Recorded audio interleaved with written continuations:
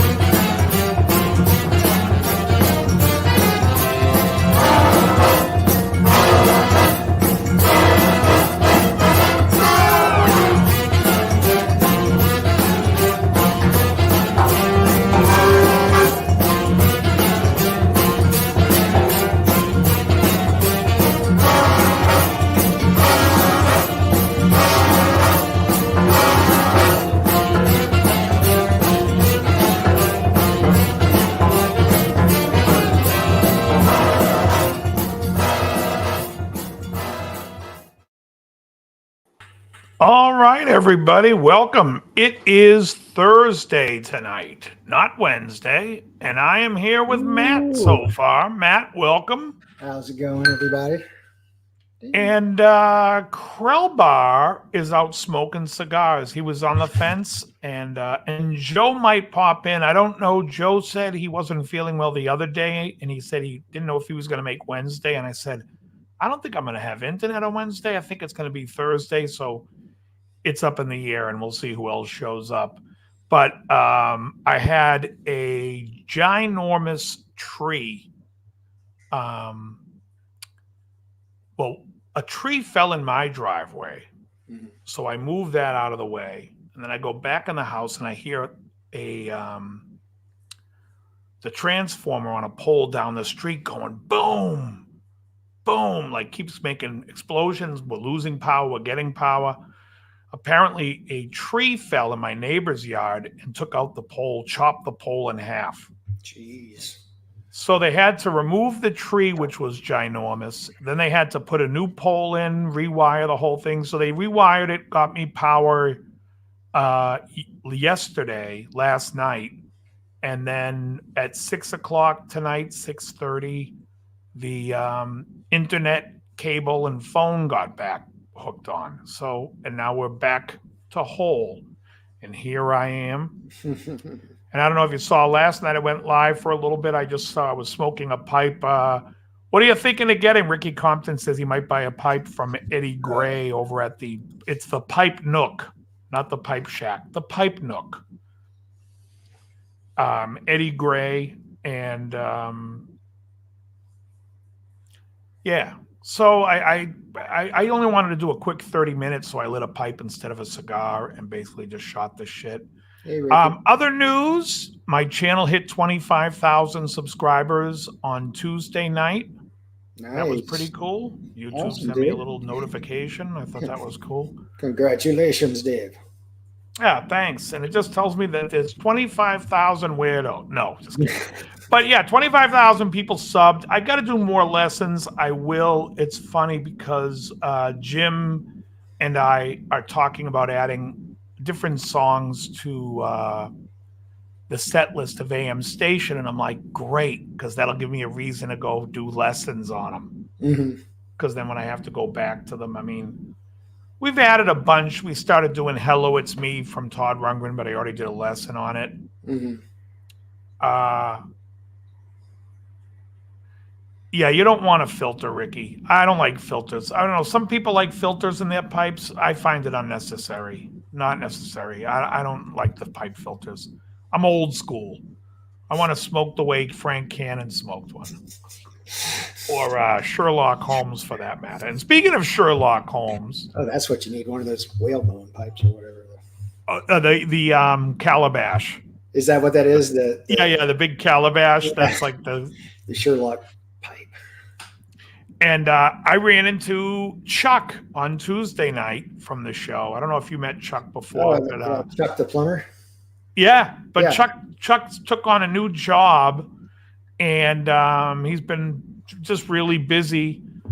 But he and his girl were down at the Ash on Tuesday night. I had no power, and so I went down to the White Ash and had cigars with everyone. That was a great time. And I saw Chuck there. I'll raw dog it too. Those bulk pipes are cool, but small but big bulldogs. Yeah, I mean, yeah, the 8673 Ricky is the one you're looking for by Rossi. In the Rossi pipe, the one I really like next would be the Notte, Notte, the 8207, I think it is. That's a real cool. Hey, Rich, what's going on? He said he's driving home and listening. So I was talking to Matt before the show started. A friend of mine, actually Matt kind of knows him as well. He is working on his Les Paul and wanted to put like a Bigsby style trim on a Les Paul, and he ended up getting a Duesenberg. Anyone familiar with the Duesenberg Les Trem 2? He's having an issue with it that it just doesn't go back in tune. So I was telling him, he uses 11s, and I was telling him I think it might be the spring. You want to get a harder spring. And I was thinking that the Gretsch spring looks a little bit more, what's the word I'm looking for? Girthy. It's got a much thicker coil as opposed to the thin coil. So I don't know if anyone has any experience in it, pipe in the chat.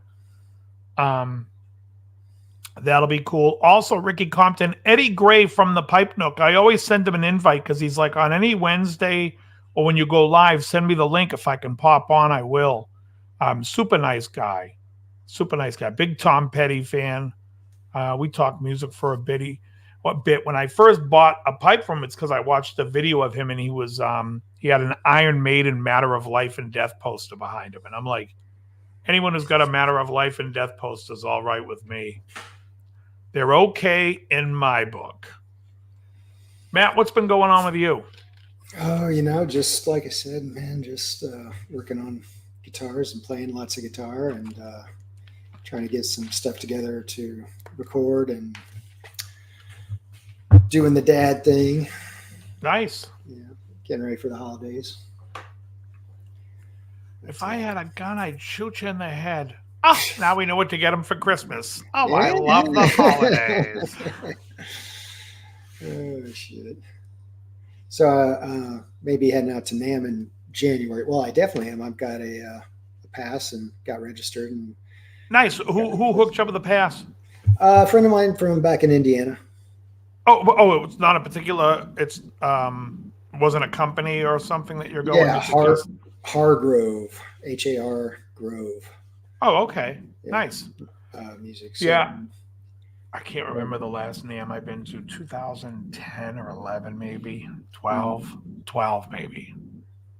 Yeah, I don't know if I'd ever want to go back. I mean, it's nice to go see friends there because I know a lot of the people that rep the companies and whatnot. But overall, it's like you're in Guitar Center.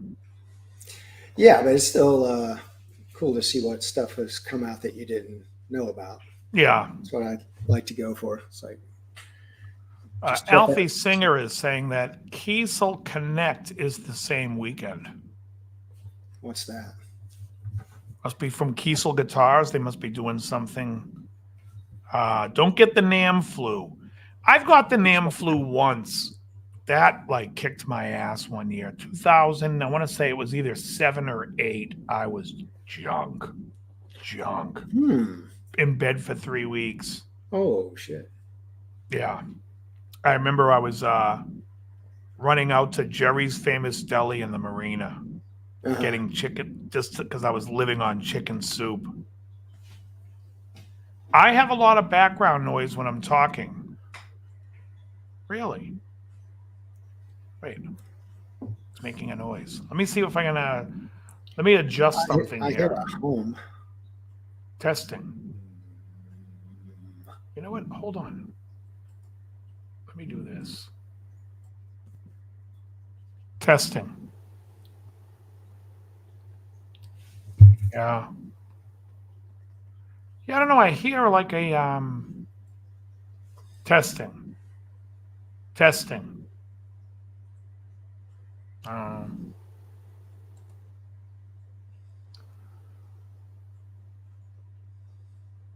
I don't know.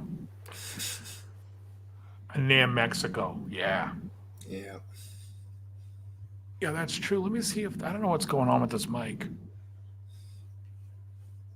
Can you hear it? Are you talking about that hum? What's that beep? Oh, that's my stove. I'll be right back. Oh, okay. I was gonna say that. Me too. I'm like, wait a second. I'm getting testing. It's not on my end. It's on his, right? It's not doing it anymore now that he muted. Is it doing it still or not anymore?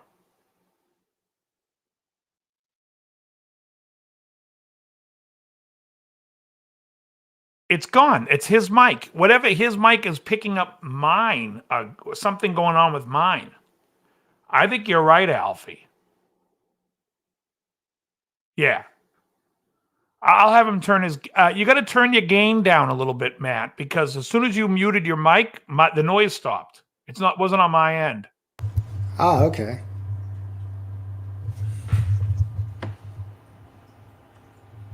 Oh, that's see. Let me see. Testing 1 2. How's that? Better. Can you still hear me? Okay. Oh yeah. That's now what? Can you still hear this? I hear you. Huh? Because I got the mic dial turned all the way down.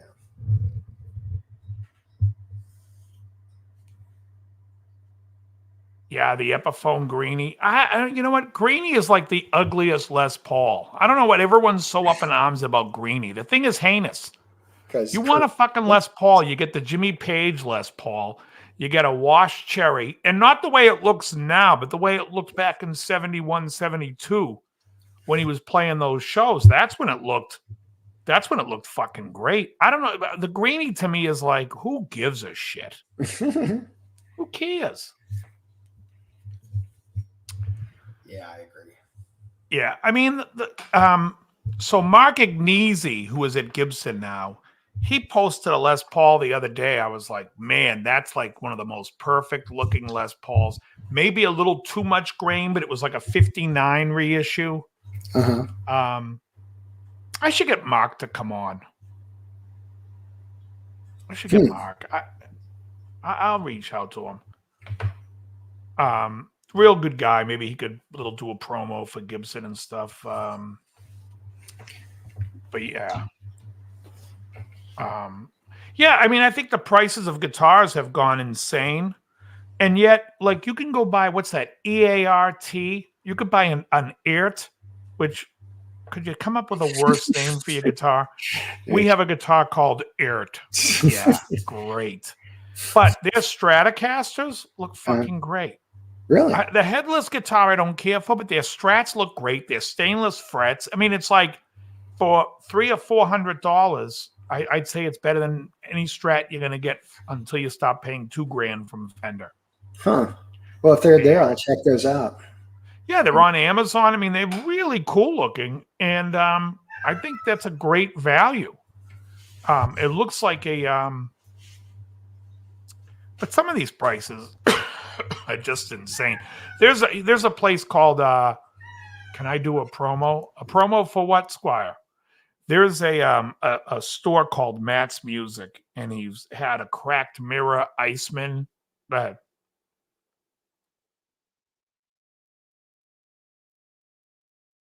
I think it was his dog making noise that time. Bum, bum, bum.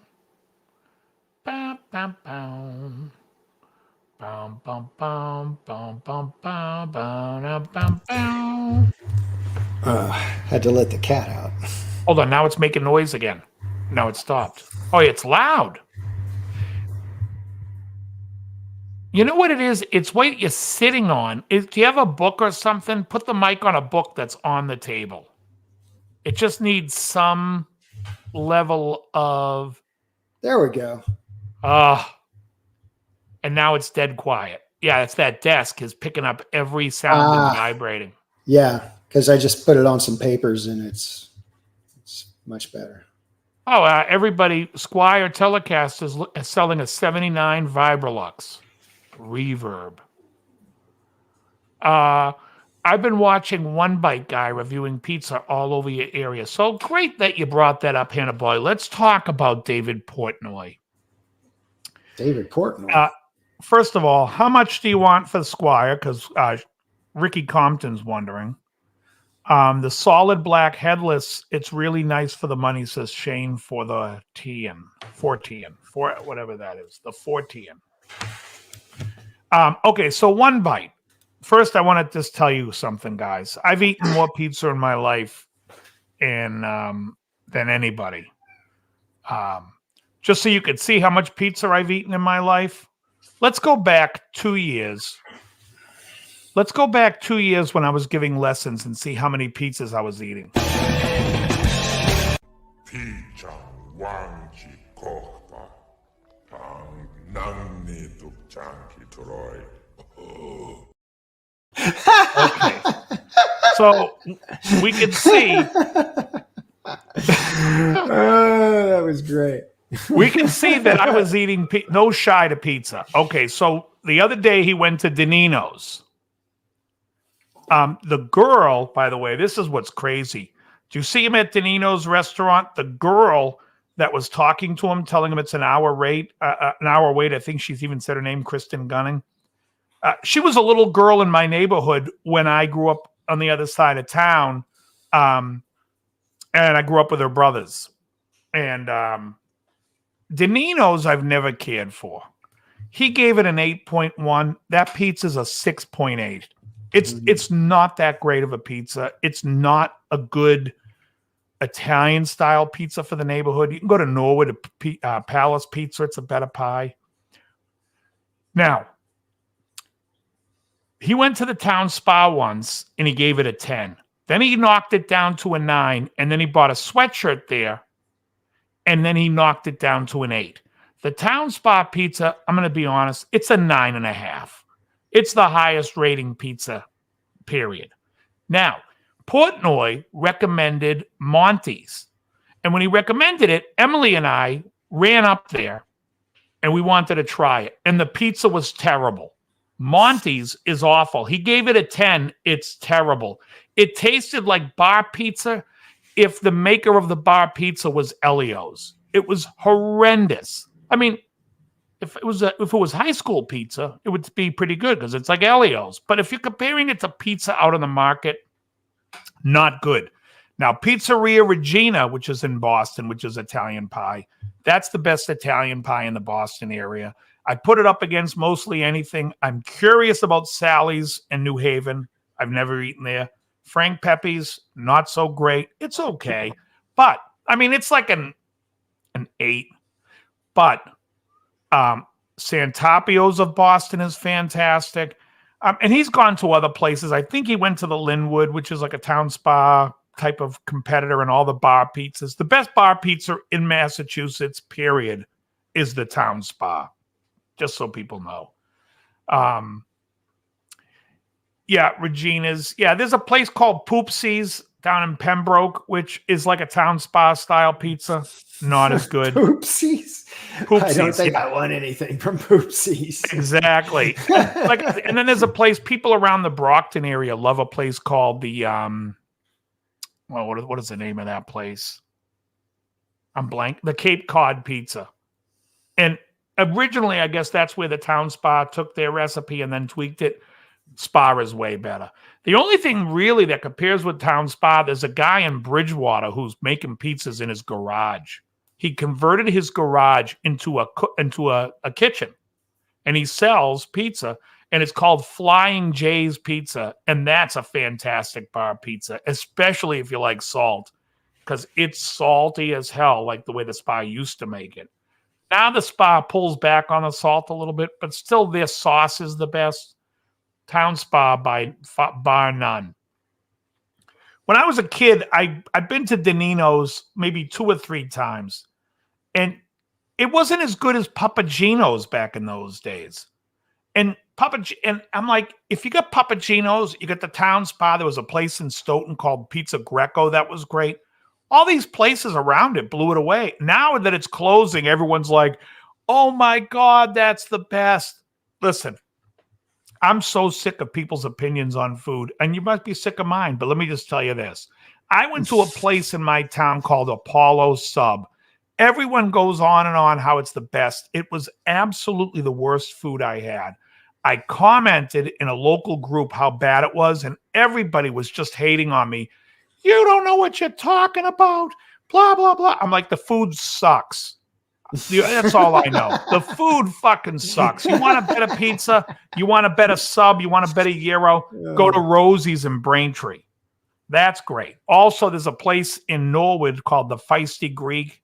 That's a great place. That's a great gyro. But anyways, Portnoy's a little out of his mind. He likes thin and crispy pizzas. He's not big on sauce. He looks for certain things like flop. Who cares about the flop? You go to Regina's. Yeah, the pizza's going to flop when you do this. It's the best tasting pie there is. Oh, the flop. I discount for flop. You're an idiot. Get the fuck out of here. Who the hell says you know anything about pizza? After going to Monty's, I can tell you the guy doesn't know anything about pizza. That place sucks. By the way, the owner of Monty's is my guest next week. And I'm joking. He'll be telling you all about the delicious pizza that he serves up in Lynn, Mass. Lynn, the city of sin, you never come out the way you go in. 4TN. Okay. Yeah. That's all I'm going to say is the towns. Now, anyone outside of Massachusetts, you can call the Town Spa. Surfby, what's up? Why'd you delete it? You can go to the Town Spa. They sell frozen pies, and they'll make them custom. So if you want extra sauce, hamburger with burnt edges, now I'm not telling you it's the best pizza they make, but it's the best pizza. They will deliver it. They'll ship it to you. Town Spa, everybody. The best pie. And screw Portnoy for taking off points for their sweatshirt. You look at the clothes at the Town Spa. Who would buy that? It's terrible looking. It looks... You can get... honestly, when you go to Walgreens in Stoughton, they're selling like high school shirts for their football. They're better than the quality of the clothes they're selling at the Town Spa. They're not the haberdasher they think they are. Dave, I got to step out for 1 minute. I'll be right back. Go right ahead. Anyways, I don't know why. Rich, what happened? Did you do that by mistake? Someone deleted all of Alfie's messages. Let me see what the message was to see why.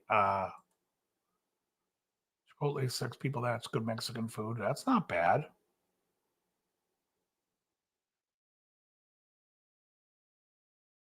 In Chicago, thin crust feeds the most people. Okay. I'm trying to look to see what. One bite. Yeah. Okay. I'm sorry. Alfie, I don't know what happened there, but I unhid you. I think he might have did it by accident. I know he's on his phone. Yeah.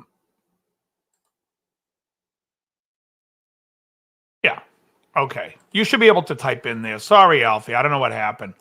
And Chipotle does sucks. Chipotle was actually funded by McDonald's, right? They were the group that put the money behind Chipotle. So, yeah.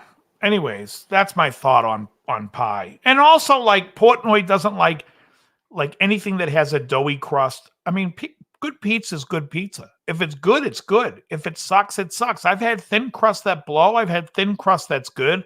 I've had thick crust that's great. I've had thick crust that blows. It's the pie. I think he just makes it like It's what he likes, and he has a certain thing in his head. And for that, he's no expert on pizza. But he does one bite. Everyone knows the rules. Like I said, if he says a place is bad, honestly, I still would check it out. Only because, like I said, I went to Monty's and he gave Monty's a 10. And no, not a 10. Honestly, the town spot, if the town spa's a 10, Monty's is a 1. The Linwood is an 8. Flying J's is an 8.5. Cape Cod Pizza's a 7. There's a place called Venus. I like that better than the Cod. Venus is a 7.5. Like I said, I've had so much pizza that when I started doing this diet, people are always like, "You're never gonna have pizza again." No, I don't care. I've had pizza so many times, more times than not. It's disappointing. And when you have a great pizza, it's like if I can smell pizza, I can remember how it tastes. But I'm not. I don't miss it. I'm not like, oh my God, I gotta have a pizza. One pizza that I always would want to try, I think it's Chicago, is Lou Malnati's. Lou Malnati's looks interesting with all that sauce and sausage. That looks interesting to me. Abundanza. Mama Celeste. Abundanza. Let me tell you, if you buy a Mama Celeste cheese pizza, you take it home, and then take Laughing Cow cheese and spread it all over the pizza, then bake it, then it's great. Then Mama Celeste is great. You think Malnati's are the best in the world? That's if you like thick crust. I would have to try it, but as far as around here in New York, because I've been to a ton of places in New York City as well, in Connecticut, I would say around here, Pizzeria Regina in Boston is a fantastic pizza. So if you're ever in the Boston area, you got to go to the North End, and then if you're in the North End, you may as well get a couple of cannolis. Used to be a place called Cafe Pompeii. I don't know what it's called now, but there was always a place you can get a cannoli and an espresso. But yeah, and I forget the name. Someone look it up. Everybody likes Mike's Pastries in the North End. There was a place around the corner that I kind of liked a lot too that began with a B, and I can't think of what it's called.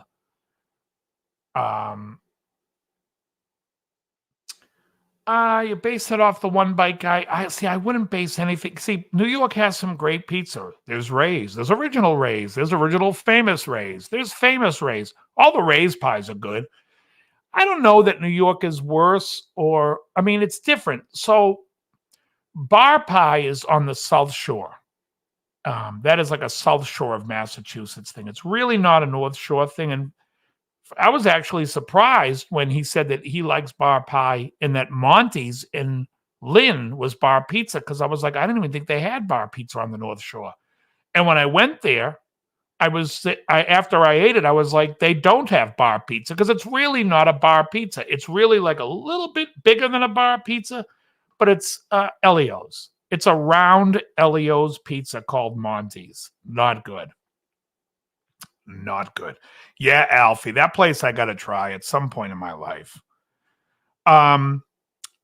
Just because I'm curious. I'm more curious of there's so much sauce on it, what the sauce tastes like. But as far as eating pie around here anymore, I've done enough of it. I've eaten a lot of pizza.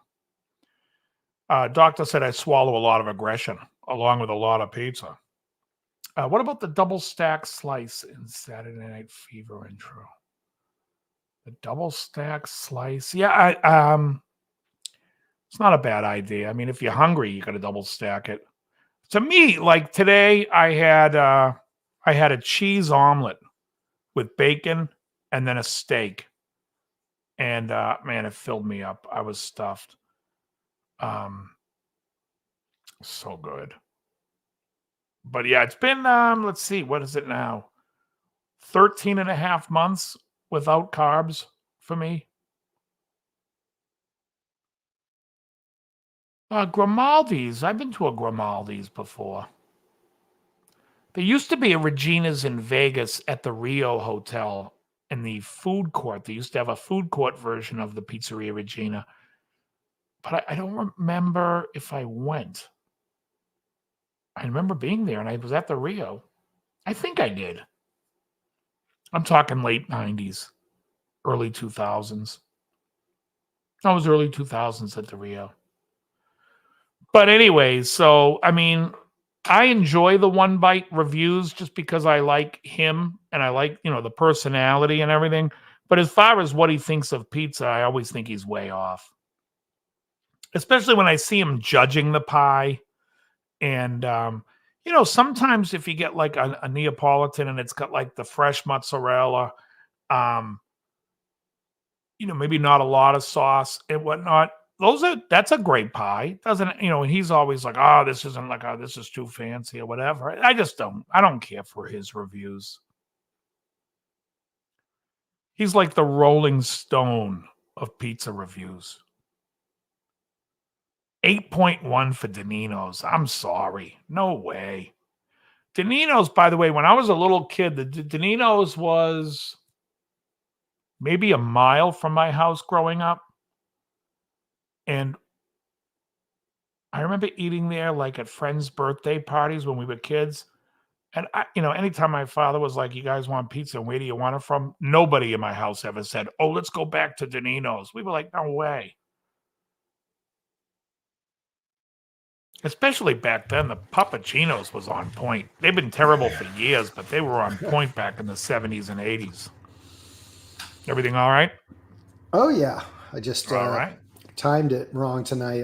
My dinner was coming out of the oven just as we started. So. Oh, nice. What'd you make? Baked chicken thighs. I had it yesterday. It's great.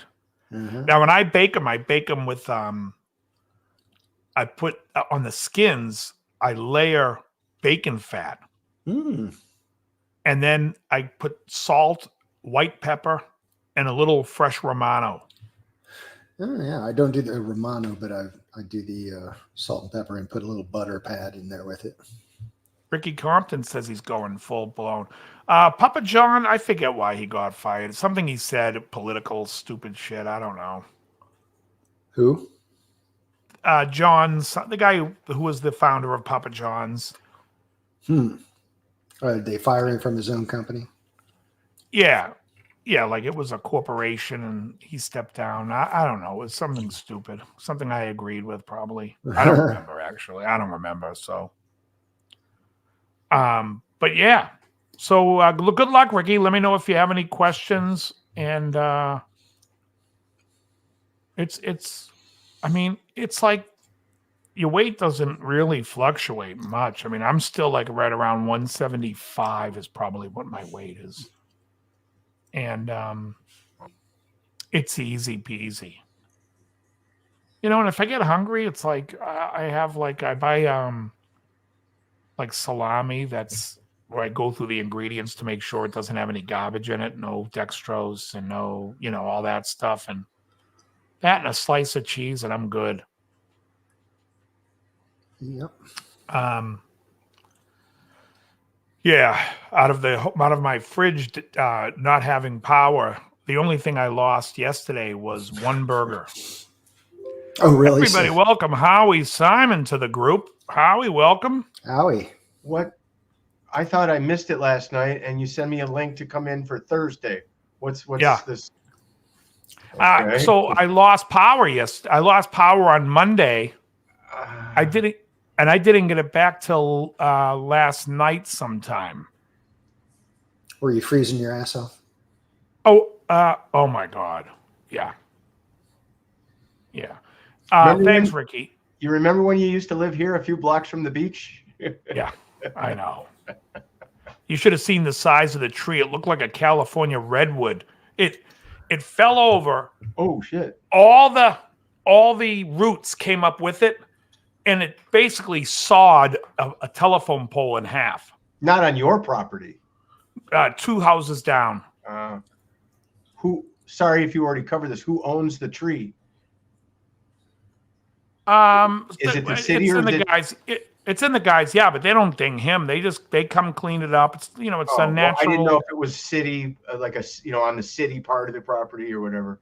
No, the town just comes and takes care of it. They so like usually if like any trees fall on properties that go anywhere near the street, they have their crew come out, break the trees, throw it in chippers, and get it the hell out of there for them. Wow. So yeah, so they had to get rid of that tree, which took them 2 days to get rid of the tree. The thing was enormous. And then they had to go put a new pole in and then wire it up from scratch. So, and that's why my internet didn't come back. My power came back yesterday at 6, but I had no internet, no phone, no cable. And then that got back on at 6 tonight. So I was like, all right. Wow. Ricky Compton saying, I had an old-ass 12-year-old video from you from Exotic, playing Gary Moore. So wait, he has a video from 12 years ago showing my ass and it was erotic? Is that? It was very erotic, yes. It was you and Emmanuel in Bangkok. Yeah. Ricky, I appreciate it. You might not want to use the word ass when you're talking about that. People might get the wrong idea. It was you and a young Sylvia Crystal. Oh, Jesus. Everyone's going, who's that? So Cold Rose is asking, he says he's familiar with carnivore. So I used to get my blood work done when I started carnivore every 3 months. And then I stopped because I realized you're getting your blood work done by people that don't know what the fuck it means. There's a study that was just done. You can follow Dr. Sean Baker. He said a study's being published. It was just released that they took people with 600 LDL cholesterol versus people with 200 cholesterol with no other markers and said, is it a cause for, and they found that it did absolutely nothing. So these numbers that they're telling you, high cholesterol has no correlation to heart disease. It's a non-factor. It's all bullshit. And so they're telling everybody to scare everybody to get on pills that they're selling that you don't need.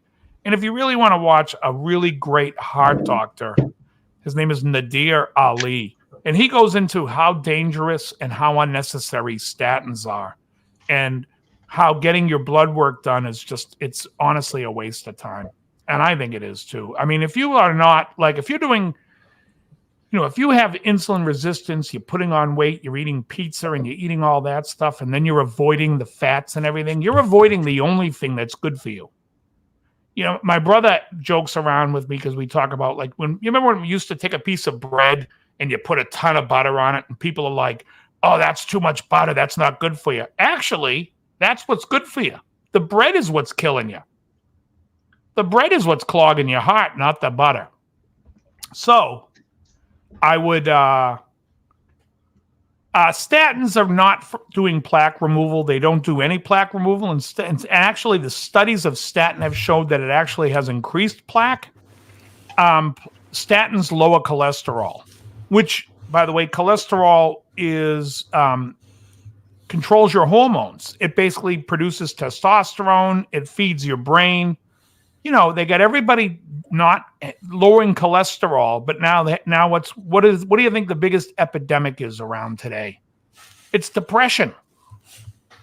And cholesterol feeds the brain. And otherwise you're living on sugar, and that's a known cause for depression. And YouTube's funny. I watch people and they're like, I just want to tell people I'm not a doctor. I am not a doctor. I think doctors are taught fucking everything wrong. Oh yeah. And if it was right, back in the 1920s, people weren't going, I need health care. I need to get my blood work. They didn't get their blood work checked. George Burns wasn't getting his blood work checked when he was smoking 30 fucking cigars a day. The guy lived to 100 years old.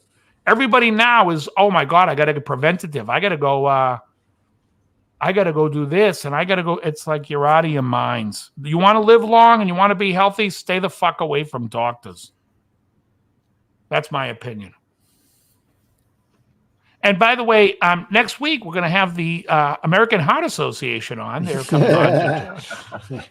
And Steve Rosen. That's right. They're all coming on. COVID boosters. Oh yeah. I mean, it's just crazy. Like I said, I mean, if you actually, there's a study called the Framingham study, and if you actually looked at what the Framingham study says, as opposed to what they took from it, you're going to be like, what the fuck is going on here? It's really twisted. But anyways, I suggest anyone to try carnivore if you're looking to lose weight and lose insulin resistance. It's great. It feels good. Matt does it. Matt, what is your weight now? Still hanging about the same, 175. 175. All right. Yeah. We're the same. Yeah, exactly. Cold roses. You hit it on the head. They took fats out of the food, replaced it with oils and sugar, and now everybody's diabetic. Everyone has obesity. They have a commercial. This woman's like, I've got type 2 diabetes, but I manage it well. I'm like, have you seen your gunt? What are you talking about? You've got more fat in those jeans. She's all puffed out. She looks disgusting. You're not managing it well. You're making me sick. All right. Hey, you guys are familiar with the Phil Hendry show when you back about 15 years ago on KFI? No. Do you remember that, Howie? It's the guy who basically did the voices of his own guests. Yep. I was listening to one last night because I had no means of entertainment, so I put my laptop on and I had it in my iTunes. Was when he's the Hollywood reporter Margaret Gray, and she's talking to Phil about seeing him on a TV show that he had just done, and just ripping into how he looks terrible and he looks fat. But it's him saying it, so people are calling, defending him, saying, I can't believe you're taking it from this woman like this. He's like, we've been friends for 14 years. Meanwhile, it's him just putting on a voice. It's fucking gold. Did you see, I don't know if you read, Jim Ladd passed away from. Oh, he did? Yeah. From, what was that channel? Was it KLOS? Yeah, he was on KLOS, and I think he's been doing deep cuts on Sirius XM radio as well. He also toured with Roger Waters back on the Radio Chaos album. Did he? I didn't know that. Yeah, because he's all over the album. He's the DJ on the album. Peter Criss just hit 78. He looks the best of the original four. He looks good. You think he looks the best? I don't know if he looks the best. I don't know if any of them looks the best. Hey, thanks, James Stewart. Yeah, I mean, he's thin and he dyes his hair dark so he doesn't look like, an old guy. Yeah. I mean, if the other two would wear wigs. Look at pictures of Kiss in the 70s, that silver hair that he had, he was going gray back then. Oh, yeah. Oh, yeah. You know what makeup era I hated was on Dynasty when he put the green. Well, yeah, Ace put the blue. You know? Yeah, and Ace put the blue, and it was like, and then everyone was wearing capes. I know. Yeah, or two big bad things. Oh, it's like, what the hell are you guys doing? Would you guys go back to Paul Lynde and say, what should we do to spice this thing up? Oh, guys, you got to get capes and mascara. Pick a color. Cheap fabric and dim lighting. That's how you move product. Yeah. The Liberace era. It was. Exactly. I saw that. Chandel. Actually, I'm watching a show the other day. You guys familiar with the TV show Batman? Oh, yeah, Adam West. No. What is it? So it wasn't this show. I know. Guy who raises bats, or what is it? So I'm watching a Perry Mason the other day, and this guy's on the stand. And I'm like, man, Victor Buono. Ooh, Love Gun? No, it's that. Oh, that's the one you, the Buffalo. The Kiss tribute record I played on. It just came in the mail today. Oh, awesome. Let's give that another plug. It was called Buffalo Rock City 2, because this is the second one. I know my Buffalo Rock City 2, everybody, is on CD. Where can they buy that? Yes. Yes, they can. Yes, you can buy it, folks. So I'm watching Perry Mason, and I'm like, Victor Buono is in everything. Yeah, but I'm watching Prime, and I click the button, and it says Dan Seymour. And I'm like, who the fuck is that? It's Victor Buono. You're telling me that's not King Tut on Batman? So then I look up this guy. He was like the Maharaji on Batman. I don't remember. Don't remember that. And then I go to his website and it says separated at birth. Everyone always confused him with Victor Buono. I'm like, I thought it was him. Fucking hilarious. I'm like, so he had a twin? They're separated at birth. They look a lot alike. Ah. But Ace was the man for that band. Yeah, I watched the Tommy Thayer. I watched the last show of Kiss, and for guys in their 70s, it was an enjoyable show. I do have a problem with Paul flying around while they're singing Love Gun. Oh no, I Was Made for Loving You. I can hear Paul in the background singing. I was made. You can hear Paul's voice while he's on this fucking thing, holding on for dear life. No, that does. I'm answering Hanoi Bomb. I see it. Yeah. No, I know what the classic 78 thing is, but no, this is a completely separate thing. I'm originally from Buffalo, New York, if people don't know, and I still have friends back there. And a buddy of mine is in a Kiss tribute band back there that's called Kiss This. And last year they put out a record of Kiss covers, and all the proceeds from the CD went to charity. And it did so well, they did a second one, but they decided to reach out to quote unquote national act guys or whatever. So this has people like Jeff Scott Soto on it, Billy Sheehan's on it, who's originally from Buffalo as well. And there's a lot of guys on here who are a part of the, how did John, the Ace Frehley guy, put it? The Kiss minutia. Like there was a guy who played secretly on some Kiss records, so he's a part of this. And funny. And I wish I knew more about that, but there's like, if you do some digging, Hoffa Morera plays guitar on one track, who played in Paul Stanley's solo band. There's like a lot of little guys who did stuff with Kiss. There's a guy who wrote or played with Peter Criss who plays and sings on this or something like that. There's a lot of that kind of stuff. And I believe all the money raised goes to the Open Hands Foundation. I believe. Have you guys seen this gamer on YouTube? He had a thing called Open Hands Corporation. For 10 years, he's been raising money for dementia, and he had like all celebrities getting involved. They never donated a dime of it. Yeah, I always question that too. It was sitting in account, so as soon as he got caught, they were like, "Oh, we're donating $600,000." It's like, yeah, you waited 10 years to donate it. Is that the rough cut guy? Hannah Baum's asking. By the way, Frank Costanza's lawyer does wear a cape. Who is that guy? Okay, so I'm Frank Costanza's lawyer. If anybody's interested, the people who are on this are John Corabi, Jeff Scott Soto. The track that I played is I Stole Your Love, and Johnny Joeli sings it. He was the singer for Hardline with Neil Schon. The guy that had something to do with Kiss that's on this is Jean Beauvoir. Oh, the guy from don't say a word. He is the bass player. He's black, and he's the bass player for the Plasmatics. Right. Oh, no shit. He did absolutely. He did something maybe on a live. Yeah, he wrote with them later. He wrote with them in the 80s. He wrote a couple of big songs on like Animalize. Tommy Henriksen's on this, who plays with Alice Cooper. Tommy Denander, a Swedish guy who I think has written with Paul Stanley. Some guy named Howie. I don't know who that is. Hoffa Morera. Dean Castronovo sings on this, which is really cool. Nice. Stevie Blaze, the guitar player for Lillian Axe. Philip Schaus, who I'm acquaintances with, who plays in Ace Frehley's current bands on this. Some guy named Dave Corner. I don't know his association.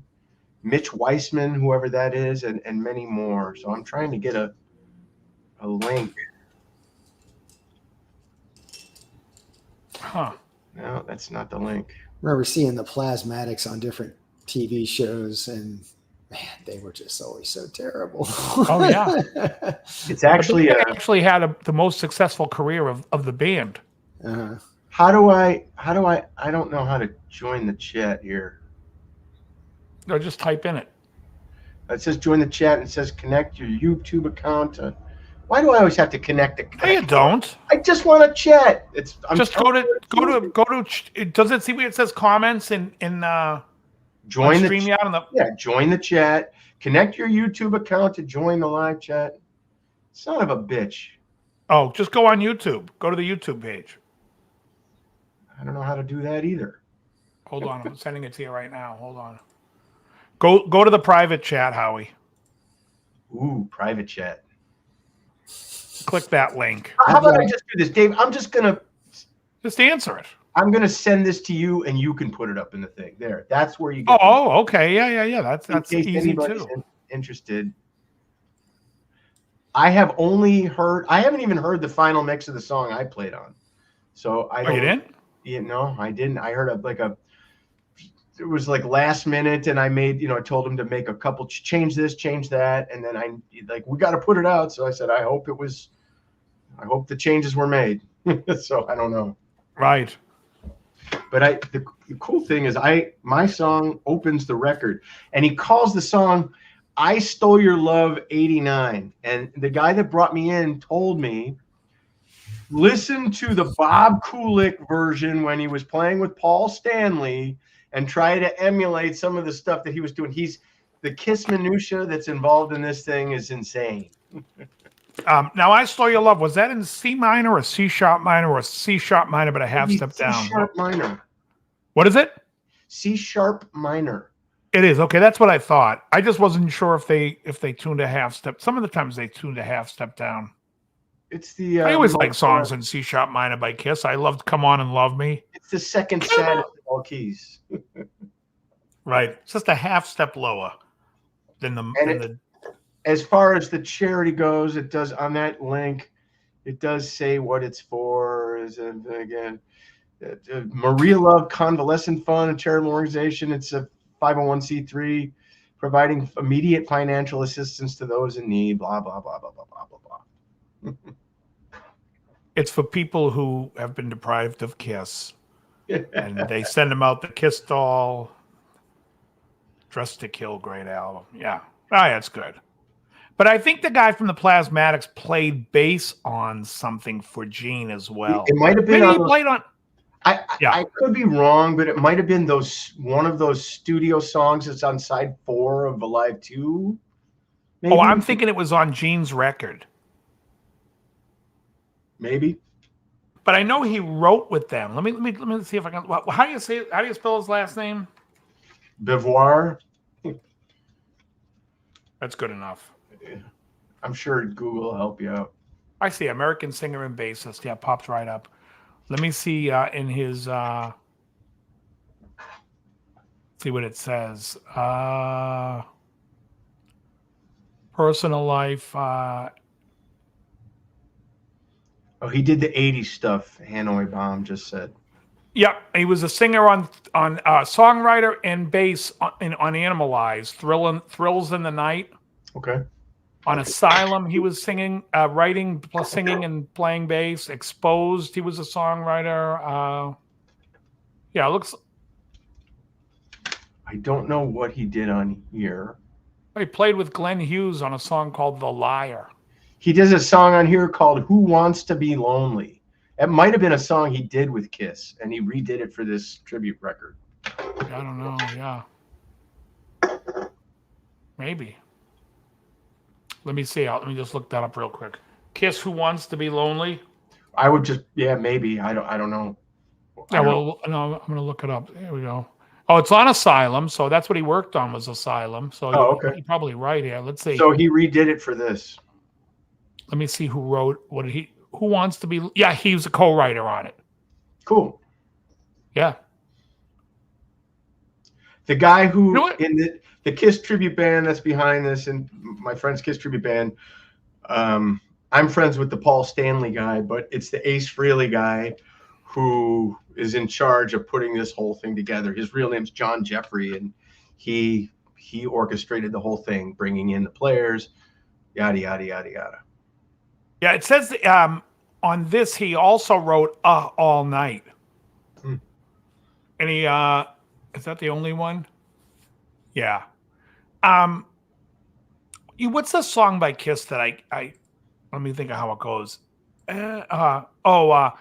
Heaven's on Fire, is it? The verses are the same as Tomorrow and Tonight. I have to. I down hot. I feel my temperature now. I can do the teacher. Na, na, na, na, na, na. Right? It's the same fucking song. I also don't understand how what's her name? Who did that? I Feel Like a Woman. Shania Twain got away with that song when it's completely Uncle Salty by Aerosmith in the verses. But there's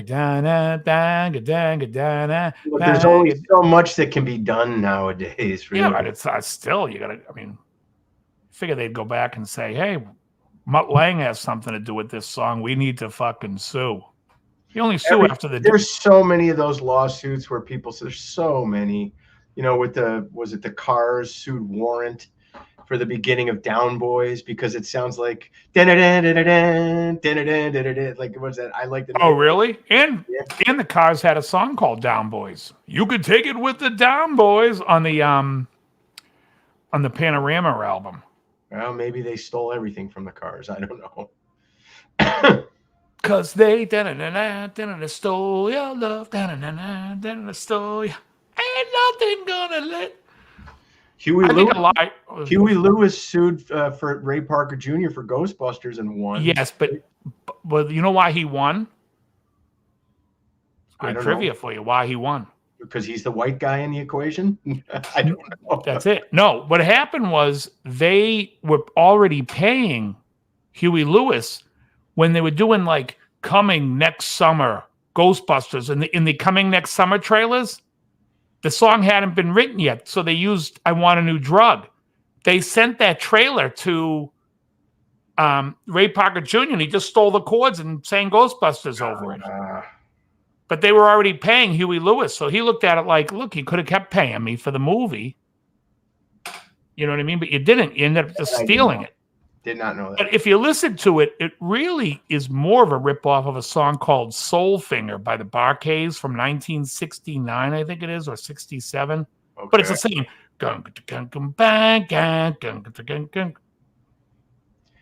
Yeah, it's pretty common chord progression.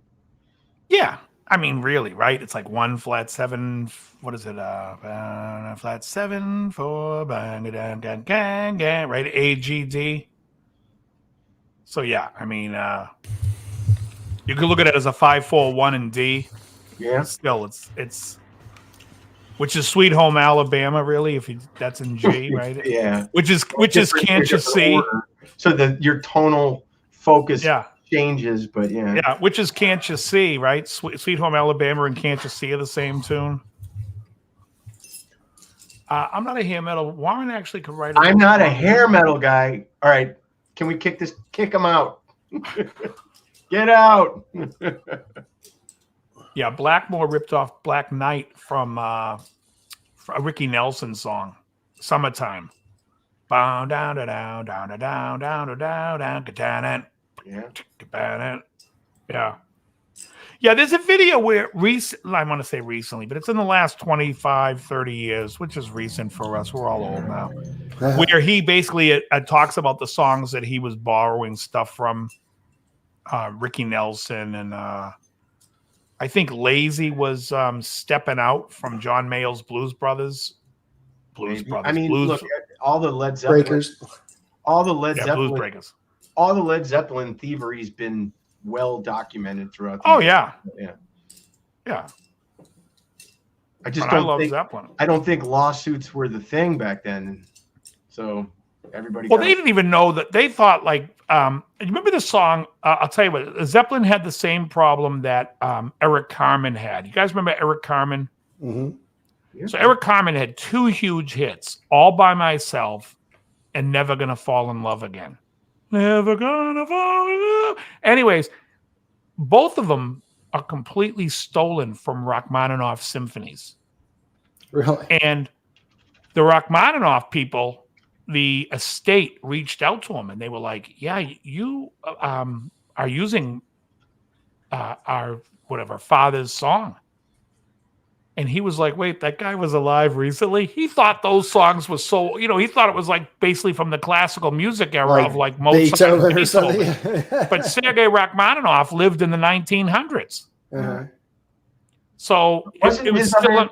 Wasn't his other big hit "Hungry Eyes"? Was that Eric Carmen? Well, that was later in the 80s. I'm talking about, this was just his first album. He just left the Raspberries, and he had two big hits, Never Gonna Fall in Love Again. Then, of course, he wrote, Hey, Deanie, won't you come out tonight? That Sean Cassidy made a huge hit out of. Oh, yeah. And folks, if you're into Sean Cassidy, might I recommend a film where he plays a retarded gentleman marrying a retarded girl. That is that was great. Come on, I'm gonna marry her. Sean Cassidy. Oh, that's terrible. I love his father, Jack Cassidy. He's the killer in 3 fantastic Columbo episodes. You know how he died. Right? Then he burned up, didn't he? Burned Yes, himself he up, did. Yeah, smoking a cigarette in bed. It's the same thing as, didn't Steve Marriott die the same way? I don't That know. I don't know. Oh, I think Steve Marriott died. He was smoking a cigarette on the sofa. Mm-hmm. And this is what happens, folks, when you don't Scotch guard your sofas. Oh, that reminds me of an old episode of Taxi where Ignatowski, Christopher Lloyd's character, is house sitting for Louis, and he burns the apartment down. Louis like, it's the funniest episode ever. Louis says, Iggy, what happened? He goes, oh, boss, it's the same old story, smoking in bed. And he goes, what? And you fell asleep? He goes, no, and I just didn't realize the apartment was on fire. Oh, it's great. I love the episode when he's trying to get his driver's license and he's going to go back and take the test. And he's trying to cheat. And he's like, what do you do at a yellow light? And Judd Hirsch is like, slow down. What do you do at a yellow light? That was great. Oh, it's a great bit. That was a great show. My problem with a lot of 80s and 70s comedies, and I've made no bones about it, which is why I call the greatest comedy of all time Seinfeld, and I throw in Car 54. Those shows never had a serious episode. I don't need to watch The Facts of Life and see Mrs. Garrett getting all upset that somebody raped Natalie. I mean, already that the rape happened to Natalie in the episode out of all the girls on the show, I get the comedy there. He runs the slowest. It's called backdoor comedy, where they're trying to say to you, hey, listen, we're trying to do a serious episode, but here's the funny thing. Mindy Cohn got raped. Yeah, right. So you weren't in it, you weren't into it when it was Tonight on a Very Special Blossom. Oh. But Taxi had a serious episode. Cheers. I'm like, guys, stop it with the serious. I'll tell you what really did it for me. It was traumatic. When I was a kid, JJ was engaged to that girl, and then she was shooting heroin in the bathroom, and it became this serious episode. Good times. And I remember saying to my mother, did I sign up for this? I'm watching a fucking comedy here. What the hell is going on? All of a sudden, we got a more serious episode than fucking the show Family. When I want to see that fucking ugly lesbian, what the hell was her name? Christy McNichol. I'll watch Family. Oh, yeah. Yeah, speaking of comedy and Christy McNichol, she was Chachi. What the hell's his name? Scott Baio? She was Scott Baio's love interest on an episode of Love Boat. Oh, yeah. It's like he's a young, good-looking kid, and then here's this butchy lesbian girl. Oh, she's so beautiful. Yeah, that is acting. Yeah. That should be the Emmy right there for best acting in a primetime show. Who had to pretend that Christy McNichol was attractive. Guys, this is gold stuff. I don't know what the hell's going on here. This is gold. Different Strokes. Was it on the Different Strokes serious one? Wasn't it Arthur Carlson, Gordon Jump from KRP? Wasn't he the molester? I think that rings a bell. Oh, how dare they try to soil his great record? I know. He Mrs. was the best on KRP. Oh, all the Norman Lear shows do a serious episode. It's really the biggest turnoff for me in a comedy in which when I discuss like the greatest comedies of all time, it knocks it down. It's why the Honeymooners, you can watch the Honeymooners and you'll always be entertained. It's always funny, never too serious. Car 54, Where Are You is a perfect show. The Munsters, great. Monsters. Seinfeld, great. Because Seinfeld, they never sat there and tried to do like, oh, we're going to have an ABC after school special moment. No, it's none of that. It's always funny. Somebody But those brought up, shows, All in the Family. Remember they did the Edith. The guy attempts to rape Edith. Remember it's always rape. Norman Lear only knows rape. He just died recently too. He did, 101 years old, I think. There was another show, One Day at a Time had a serious episode when Julie was addicted to drugs. Yeah, And it's like, really? yeah. You should just play it. First of all, you have her and Valerie Bertinelli playing sisters. Mm-hmm. Do they look like they're from the same seed? Yeah. No. What was that about Valerie Burton Ernie? I love that one. Valerie, her and Mackenzie Phillips on One Day at a Time, they played sisters like they're supposed to be from the same seed. You know what I mean? It's like completely different looks, but they did a serious episode. And by the way, did I tell you guys? All the 70s shows, the Jeffersons had a serious one. They all had at least one a season. Here's a great trivia about the Jeffersons. The original, what was Lionel? Was a guy named Michael Evans. And the guy who replaced him was also named Michael Evans, the second Lionel. But the first Lionel pitched a show, and it got made, was Good Times. Oh, wow. And the Michael Evans on the show is supposed to be based on him. Oh, wow. Yeah. And here's some more trivia. I'm sure you know. The Jeffersons theme song, Moving On Up, was sung by the one who played the neighbor. Walona, Janae Dubois. Yeah. Yeah, she's great.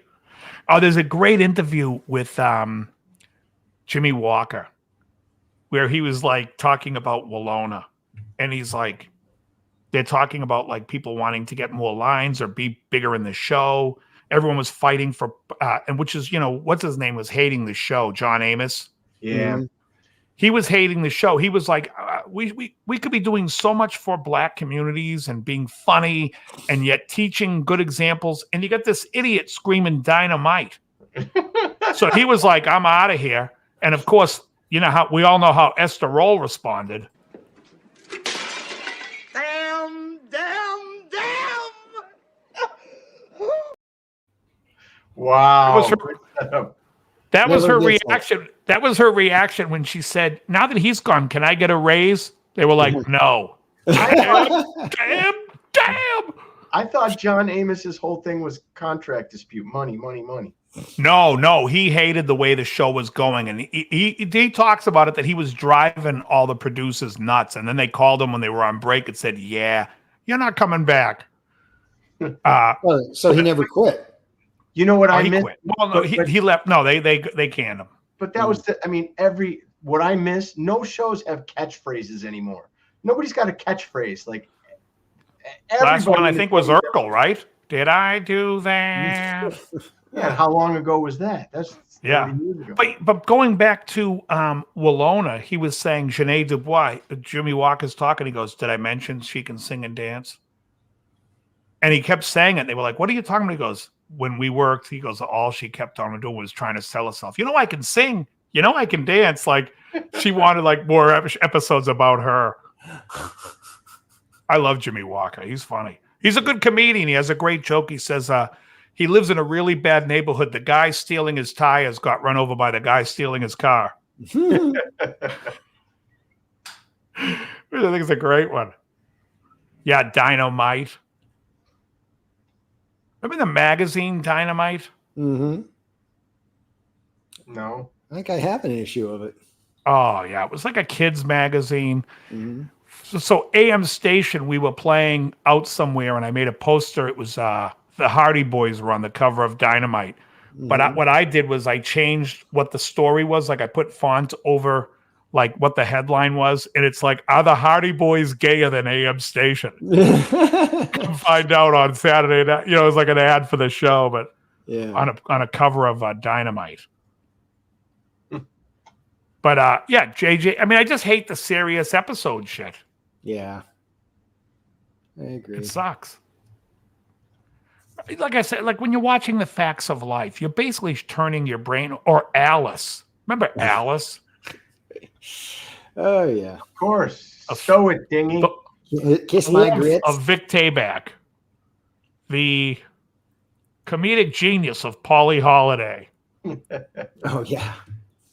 What was Tommy's name? McKeon. What was his first? Philip Philip McKeon. McKeon. His sister was in a lot of stuff. Nancy McKeon too. She was in Yeah, she Facts was of Life. Joe on. Yeah, Joe. Oh, that's right. Yeah, we were just talking about it. Duh. Yeah. I used to see Jimmy Walker in Gold's Gym here in Vegas. Yeah, he worked out at the one in LA too a lot. I used to Venice. see him there all the time. Yeah, I used to see Yeah. him in Venice all the time. He was there, and Lawrence Hilton Jacobs used to work out at Gold's in Venice. Never saw him. Oh, really? Yeah. Hi there. Hi there. Exactly. I said to him, "Dude, do you play the bass?" He goes, "No, I just like to go boom, boom." Welcome Back, Carter had a serious episode. Remember when Arnold became addicted to drugs? Horseshack. I don't have that kind of memory. I can't believe you can remember that stuff. Well, the thing I remember was when I think it was Vinny Barbarino. He's popping pills, and Vinny goes, "What are those, Arnold? Have vitamins?" And he goes, "Yeah, sure, Fred, sure, Vinny, they're vitamins." Here's a great one. Do you guys remember? I think I brought it up before. If I did, I'm sorry. The Inspector Clouseau cartoons Oh, yeah. with the commissioner. I'm not going to have the Inspector. recall on them like you did, but The voice of the Inspector Clouseau in the cartoons was Pat Harrington. oh, really? Really? Schneider. Schneider? Yeah. Yeah. It's great. Yeah, I don't know what Did not drug. know that. They wouldn't really they weren't getting specific on comedies for kids, but I couldn't stand that. That's like I said, that's the downfall of sitcoms from the 70s and the 80s. Oh, Ricky just said soap. I was just thinking about soap. And let me just say for the record, I can't remember that Alf had a serious episode. And that's a plus. That puts them on the win column. Never saw a single episode of that show. Of Alf? Yeah. Oh, Alf is so good. It was funny. So good. Was it really? Yeah. So ridiculous. The guy who played Alf, that voice. Oh, somebody's messaging me.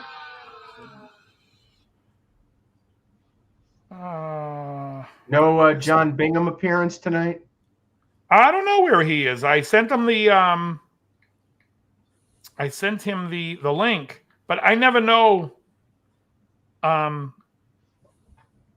never know what he's doing. Hank was a good as the cross-dresser. Family. What was that from? Tom Hanks was the Oh, drunk- bosom buddies. Oh, Bosom Buddies. Yeah. No, Family Ties. Somebody mentioned that he was on Family Ties. I forgot about that. Oh, I didn't even know Oh. that. Yeah, he did like an episode of it. Huh. Yeah, he was. I mean, I liked him on. Wasn't Paul Stanley dating Donna Dixon? I think so at one time. For a minute. And then she left him for Anyone? Dan Aykroyd. Maybe. Oh yeah, no, it's in his book. If you guys ever listen to Paul's book on YouTube, you can actually listen to him read it. No. Dad's Brussels sprouts. Oh, it's terrible. You sat but through that? it used to put me to sleep. Plus, it's always amazing listening That's to a yes. when all their books came out and they're all saying the same stories, but it's always from somebody's different perspective. Uh-huh. You know what I mean? It's pretty funny. But like, I mean, they rip on Peter and Peter's voice and they're like, oh, he's terrible. I'm telling you, I watched 1998 live at Dodger Stadium. And they did You Got Nothing to Lose. And when Peter comes in, you got nothing to lose. He sounds fucking great. What are these guys belly aching about? He should have sang more of the stuff in the 70s. I think it might have been more successful. He sounded like Rod Stewart. I agree. It was great. Those voices are very rare. But Paul, all he does is rip on how he can't sing and how the producers didn't like working with him. Get new producers. What the fuck are we doing here? You want to talk about somebody who had a career that can't sing? Barry fucking Manilow. I'll tell you, I said this to the guy who sings in my band, and he was like, I think you're crazy. I said, go listen to Weekend in New England and come back and try to sing it the way he sings it. And he comes back and he's like, what do you think he was doing? I'm like, that's my point. You don't know. He's not in time. He's like, last night I said goodbye. Now it seems he's like you can imagine they probably had him take 1,000 takes and they made like a comp track and was like, all right, this is the best we got. I mean, a lot of people don't know this, but Barry Manilow, of all people, wrote the songs that made the whole world sing. Except that song. and all his hits. You know what's funny is, so did you guys, a great documentary, and I'm not a fan of the guy, Clive Davis, because I don't really like what he did for music, but he talks about he buys Arista Records. It wasn't called Arista. He changed the name to Arista. And he keeps Barry Manilow under contract, and he keeps who's the girl that sang Melissa Manchester. He keeps. So he tells him, listen, I'm going to bring you songs. You can write a couple of songs for your record, but they're not good enough.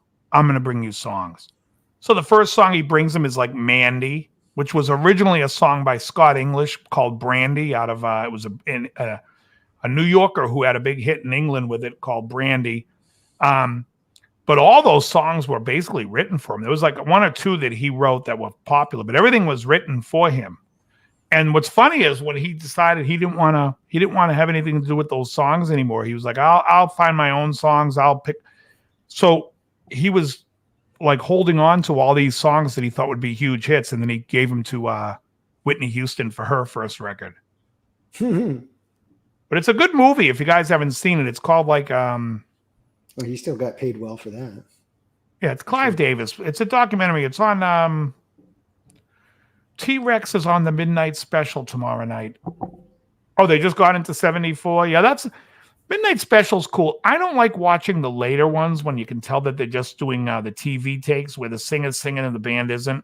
But I like it when the band is playing. Mm-hmm. I watched a pretty cool Foghat one, and what was the band before Foghat that they were in? Lonesome Dave. What was his band called? Not Sawyer Brown. Savoy Brown. Savoy Brown, yeah. Yeah, so Savoy Brown was on it. She had a big. Melissa Manchester had many big hits in the '80s. She had "You Should Hear How She Talks About You," but back in the '70s, she did "Midnight Blue." Wouldn't you give your hand to a friend? Think of me as your friend, right? And I think we can make it. That was her big hit. And then the gayest song of all time, she sang, "Don't Cry Out Loud." Oh Just my God. keep it inside. Learn how to hide your feelings. That was the worst. Fly high. Oh my God. Oh my I'll tell you right now, if I somehow lost a bet and they were like, Dave, you have to go enter a Miss Gay competition where I have to go compete in drag and perform, I'm coming with Don't Cry Out Loud. Don't cry out. You can imagine me coming out in a flowing gown. Out loud. Oh, dude. Oh, my God. People throwing flowers at me. The gayest song ever. Oh, it's terrible. Yeah. They asked Paul Lynde to sing it. He's like, what do you think? I'm a fag? Not that there's anything wrong with that. No, exactly. That'd be great. Me and Dragada. You Light Up My Life was a terrible song, but it was like, I found it childish, and she was a little kid at the time. What was she, 16 years old? It was the biggest hit of 1976. She was only 6. I didn't realize. I thought she was 20s at that point. Yeah, no 16. You guys want to hear something crazy? Do you remember the band The Jets? Little bit. I didn't know. I found out I got a crush on you. That girl was 14 years old singing those songs. Wow. I watched the show when they were interviewing her, and I'm like, wait a second. How fucking old was she when she sang it? I looked it up. She was 14. She also sang, they had a bunch of hits with her. She had a ton of hits, but the band was The Jets. And she was 14. I think she had a song like when she was 13 too, but that was like her big hit when she was 14.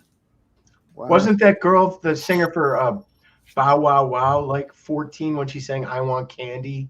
Oh, and Do You Want to Hold Me? No, I didn't think she was that young. She was like definitely like 18 or something. Oh, I thought she was like 14. But I think Debbie Boone was definitely 16 when that song came out. She was a little kid. So many nights I sit by the window. Having a famous dad doesn't hurt in those situations. Little nepotiz never hurt anybody. No. Right. I mean, you guys realize Evan Stanley opened up for Kiss, right? This week he's at the TikTok Lounge in Rutherford, New Jersey. You can catch him. He's at Chuck E. Cheese.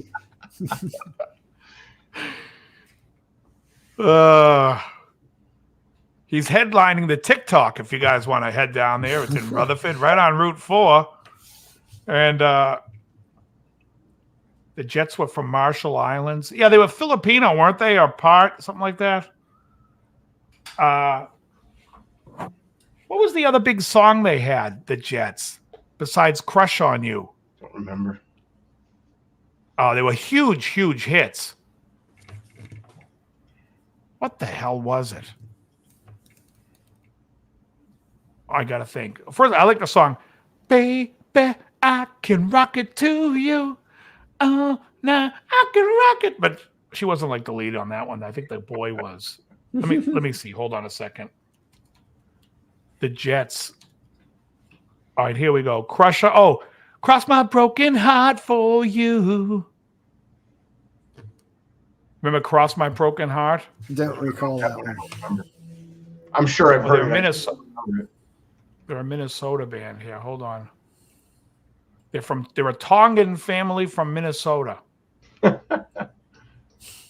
had a ton of hits, but I couldn't believe the girl was 14 years old singing those songs. These two girls in the band, one was better. Come on. Why is it saying I can't be reached? I think you're trying to look up some like ridiculous thing on Wikipedia. Like, what was that asshole's name on that episode of fucking Columbo? You go to look it up and they're begging you for money. We'd like money from you. Fuck you. Yeah, just tell me who was on Columbo.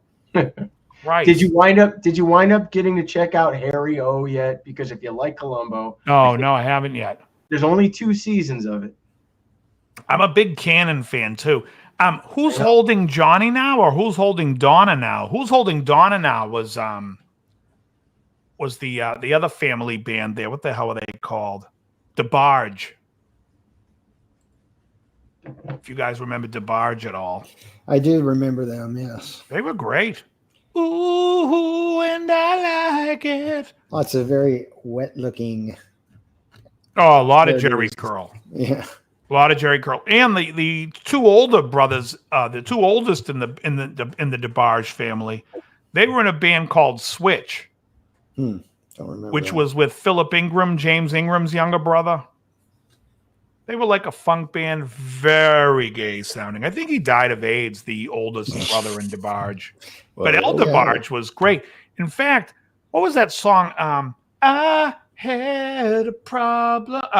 All this love is waiting for you. El DeBarge wrote that song, and that song's fantastic. Great changes. Yeah, Soul Glow. Yeah, they're all sporting the Soul Glow. But yeah, they were young. So young. What was the song? Oh, that "Don't Cry Out Loud" though. That's the gayest song. Oh God! You got to admit it's gayer than the "You Light Up My Life." "You Light Up My Life" is just bad. It's just a not a great song that was a huge hit, but it's not as like that. Don't cry out, fly high and bright. Oh God, terrible. Oh my God. I like Terrence Trent D'Arby. Woody Allen. Woody Allen's greatest movie is where he plays Boris in Love and Death. Have you guys ever seen Love and Death with Woody Allen? A while ago. Yeah, I don't remember. Yeah, Last Christmas is gay. It's just not as, like I said, it's not like over the top. Like if you said to Bruce Valanche, listen, at the end of this award ceremony, you're going to come out in a gown and sing Don't Cry Out Loud. He's going to be like hell I am. Boris Grushenko. Yes, that's it. You know what I mean? No way. You know who's in that movie, Cold Roses, who I love is Harold Gould. Top 5 Christmas songs. Father Christmas was a good one. Christmas Rapping by the Waitresses is a good one. What do you guys think for Christmas songs? You know what song I like, and I think everybody fucking hates it? I think everyone thinks it's the worst Christmas song, and I love it. You guys ready? Go ahead. Paul McCartney, Simply Having a Wonderful Christmas Time. Bump, dump, the sun is up. Dum, dum, dum. I love that song. I know so many people that say it's the worst Christmas song of all time. I'm like, I love it. And McCartney wrote that? Yeah. Wow. And Happy Christmas was written by Lennon. So this is Christmas. Dave, I What? just sent you a link. You want to put that in the chat? That gets my vote for best Christmas song. Okay. I'm going to just copy the link and post it. And then we'll see what it is. I like the Darkness is Christmas song. My favorite would be probably The Christmas Waltz by Julie Stein and Sammy Kahn for Sinatra.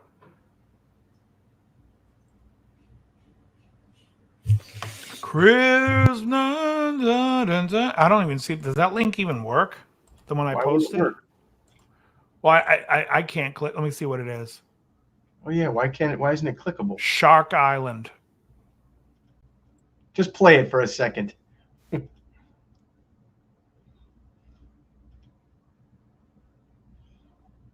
to the highway. Wait for it. Oh, that's hilarious. I'll listen to that later. Hey, Hugh Caldwell's in the chat. What about see, I like more I'll tell you what I love is I love Vince Guaraldi's Christmas Time is here. Anything Vince Guaraldi. I always Phenomenal. Yeah. But the reason why I love that is it sounds like Children of the Damned. Like you just picture them, Christmas time is get these guys away from me. Lots of Christmas, right? They're coming out your throat. Which honestly, that's why I love it. That song's great. But I love you guys know the Christmas waltz. It's like there'll be it's that time of year when the world falls in love. Everyone and I also love there's a song by Donny Hathaway called This Christmas. And this Christmas will be a very special Christmas. And then if I haven't mentioned it, a great Christmas song is Melissa Manchester, Don't Cry. I'm kidding. Just wanted to get it in there one more time. Fly high and proud. Then she came out with You Should Hear How She Talks About. You should hear how she talks about. It was as good as She Works Hard for the Money. Those two songs are by, really decent artists. Those songs were terrible in the 80s. Yeah. I also like No Presents for Christmas by King Diamond. I think that one gets played on occasion. Everyone's. Have you guys heard of a movie called Thanksgiving? No. Somebody posted it saying they love it and they've been watching it. It's from like 2009. It's like a Thanksgiving where like a turkey is killing people. But basically, the poster is a turkey in cartoon with a knife, and it says "Gobble gobble, motherfucker." I saw that. I'm like, oh, I'm in. And did you watch it? And I haven't seen it yet. Literally, this was just right before I came on. I saw it on Facebook. All right. Well, yeah. I love Duran Duran. Duran Duran is, you know what's funny? So I played with John Taylor from Duran Duran, and I told him, I said, you know, John, I used to work with a guy in Boston, and he told me that Duran Duran, to him, felt nothing but like a pop version of the band Japan. And we were at that point, we were buddies. I hung out a few times with him. He lived in my neighborhood. And John was like, oh, that is funny. He goes, I got to tell you a funny story. He's like, I'm 16 years old, and Nick Rhodes and I took a train from Birmingham to London to go see the band Japan play. He's like, we had elbows on the stage. And he goes, and by the second or third song, I looked at him and said, we got to do this sound, but with more accessibility. I go, so tell your buddy he was right. That was our goal. Wow. So if you guys haven't heard the band Japan, have you guys heard of a band called Porcupine Tree? Yeah, I have one of their CDs here. Okay, the keyboard player is the keyboard player from Japan, Richard Barbieri. It's very like ethereal, like, atmospheric sounding. Elizabeth Shue was Adventures in Babysitting. Alfie wrote, hated Duran in high school, but loved them now. That the reason for that is the music is no better, and your tastes haven't changed. The reason for that is that reminds you of a simpler time where you didn't have a mortgage or, No, but they were. I think they were bypassed. A lot of people when they were that age, like let's say that's 15 years old for me, right? 83. When they came out, it's like, I was a metalhead listening to Michael Schenker. Built to Destroy came out. No, it wasn't even out that year. But I'm still listening to Built to Destroy. I just listened to it the other day. It's fucking great. And, I got to tell you, I like the version of Little Devil with Gary Barden singing better, even though I love Derek St. Holmes.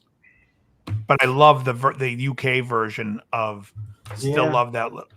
I love Gary Barden's voice. So do I. When he was he started to lose his range and everything, but the Graham Bonnet album, Assault Attack, has some fantastic songs on it. And then there are some songs on it that just get me irritated.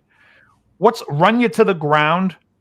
Rock You to the Ground. Rock You to the Ground. It reminds me of Whitesnake's A Hound Dog Bound, a Retribution. What is that song called? Crying in the Rain. Yeah. It reminds me of Crying, a worse version of Crying in the Rain, because it sounds like he's screaming at me the whole song. Well, that Graham, I played with him for 10 years. Graham didn't really sing. He yelled.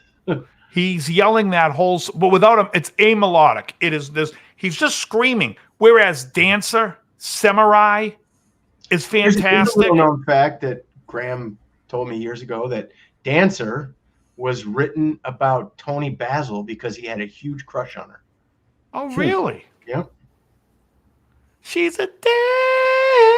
Oh, Mickey, you're so fine. Yeah. And that was a cover, It was actually called Kitty, the original version from 1979 by a band called Racy. Yes, Graham. Yes, Graham Bonnet is who we were talking to. I played with him for 10 years. Oh, yeah. I've seen you play many. I've been to many of your gigs with him. Was I good looking? What's that? Nothing. Tim. I went to see Tim. And I've seen you a few times with Glenn on drums, and then once with Bobby on drums, or twice with Bobby on drums. That was at the end, yeah. Yeah. Oh yeah.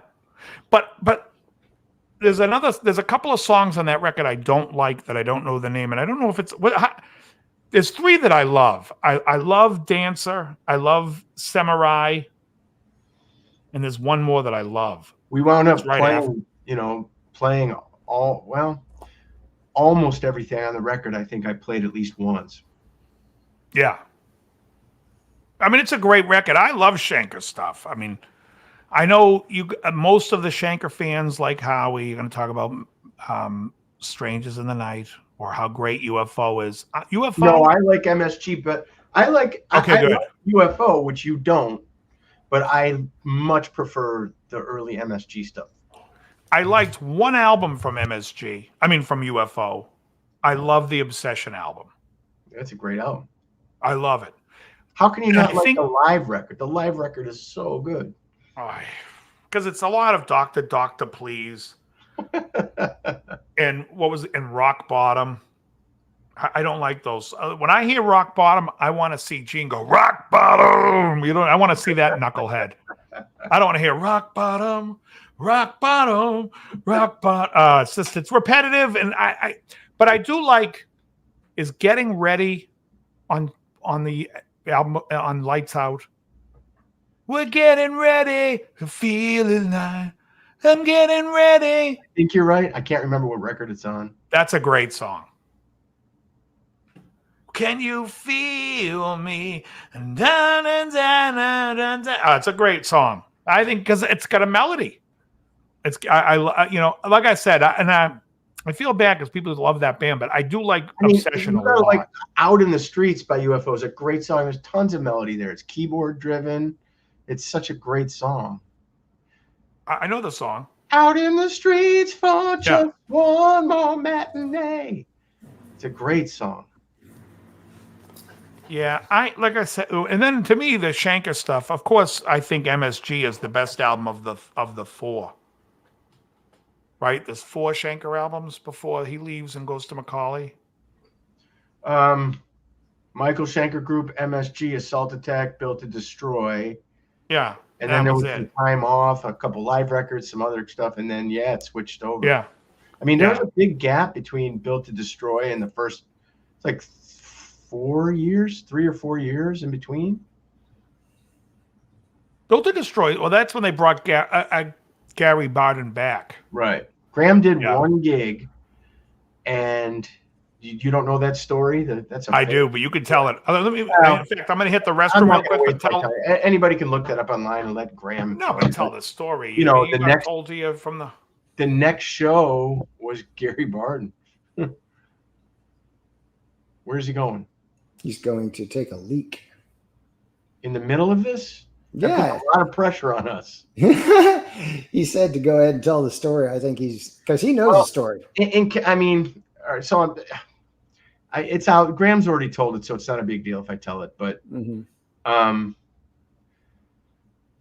Graham recorded the album, and they booked a tour, and they had one warm-up gig at some small club. I think it was in London. And Graham was living there at the time or used to live there. I don't know, but he had a lot of friends in that area.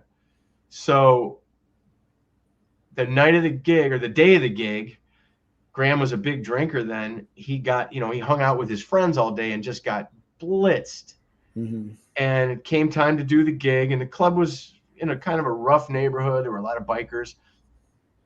And Graham, even when I was playing with him, he couldn't remember lyrics. He had a horrible time with it. So he hand wrote all his lyrics and put them all down in front of him on the stage. And, he's drunk as shit, and it's almost showtime. And I guess it might have been summertime or it was hot. Somebody turned on a big giant industrial fan right before the band went on, and all the lyrics went everywhere. And they're like on. There's no way to gather them up and go back and do it. The band starts. He couldn't remember any of Gary Barden's lyrics, and that's the stuff they open with. So people, he was up there drunk as shit, confused, and everybody started booing. And like I said, it was a rough biker crowd. And Graham was so drunk, he said, "Fuck you," and he pulled his dick out and said, "Fuck you," suck my dick with his dick full on out. The band manager or somebody who was in charge of handling Graham grabbed him, ran him off stage out the back door, down the alley, because they were getting ready to come. Bikers were like, "Fuck, we're gonna kill this fucking guy," and ran him out. He didn't call anybody. Nobody called him. That was the one and only gig he did back then with the band. And then since then, I guess he's reunited with them, and they did like a thing where like all 3 singers were out, or 4 singers. Yeah, I saw that. Some of it's on YouTube. This was a while. This was years ago. That was probably 7 years ago. But yeah, Graham lost the gig immediately because of that. Well, yeah, as he should. That's we have one rule: don't show your genitals when we go on stage. And you can cover that. Oh no, you can't do that. You have one job. Don't show your dick. Unbelievable. That's unfortunately, I have to make a go do your thing. We only got 15 minutes left, anyways. Yeah, Howie. I'm gonna have to bail, but happy good Christmas, seeing you. Merry New Year, and happy. That's right. It's Merry Christmas. Yes. Merry Christmas. Good Yontif. Thank you. Thought you'd enjoy that. Anyways, yeah. No. Have a great Christmas. See you and your. What are you doing for Christmas? You guys that you have going out somewhere? Or? Well, we actually decided instead of buying each other gifts, we're taking that money, and we are going to the Bills-Chargers game here on Saturday night at SoFi. Oh, that's awesome. Yeah. Yeah, congrats. Be on the TV. All right, Howie. Have a great Christmas. We'll see you soon. Yes. Good to talk to everybody in the chat. Both of you guys have a good one. All right, late man. And we'll talk soon. See ya. Yeah, very good. Excellent. All right. Bills will win. It'll be good if he's a big Bills fan. He's also a very big Sabres fan. We used to he used to get mad at me about the Bruins, and I'd be like, I don't even give a fuck. Yeah, I don't either. It's like, fuck your Bruins. I'm like, yeah, fuck them. Who cares? Yeah. The hell, you think I care? I was a kid when Bobby O was playing. That's the only Bruins I give a shit. I don't watch sports. It bores the shit out of me. Same. Especially football. I haven't watched football now. It's been 3 years. These crybabies. It's like, go fuck yourself. I don't need to watch this. Only sport I watched 2 sports, and they both happen in England. I watched snooker. Actually, that's a lie. There's 3 sports. I watch snooker, I watch darts, and I watch 3-cushion billiards. But snooker, blink and you'll miss him. The Rocket, Ronnie O'Sullivan. I'm sure Hugh Caldwell's a big Ronnie O'Sullivan fan. What is snooker? I don't even know what the hell you're talking about. So snooker's a game. It's like pool, but it's played on a table where the balls are smaller, and there's a ton of red balls. I couldn't tell you the exact number. And then you have all these other colored balls, and you have to sink a red ball, which is worth 1 point, and then you sink one of the colored balls, which one has varying points. You have yellow is 2 points, green is 3, brown is 4, blue is 5. I might have green and brown wrong. Blue is 5, pink is 6, and black is 7. So a perfect game would be red, black, the whole game, and you can get 147 points. And, you played with Ronnie O'Sullivan? It's the greatest. This guy, I mean, you watch him play, he's won the most, but he's just insanely good. And even when he shoots, I was watching a game, and the guy was crushing. And then announcer's like, yeah, Ronnie's really doing well here, and he's not bringing his A game. I'm like, this guy's not bringing his A game. He hasn't missed a fucking ball. Wow. Yeah, she puts the ball back on the table on the spot. Yeah. He's great. I love him. I like a lot of the guys there. I love Judd Trump is great, and I love John Higgins is a good player. There's a couple of guys. I forget the other guy, younger guy that. There's a lot of good guys that play that sport. And then I watch darts. I watch that bald guy. I forget his name. These guys might know because it's huge in Europe. I mean, it's basically in Europe where they're playing these things, Ireland, Scotland, and England. But if you get a chance, watch snooker because it's one of those things where it's really interesting. And then you're watching these guys make shots. And you're like...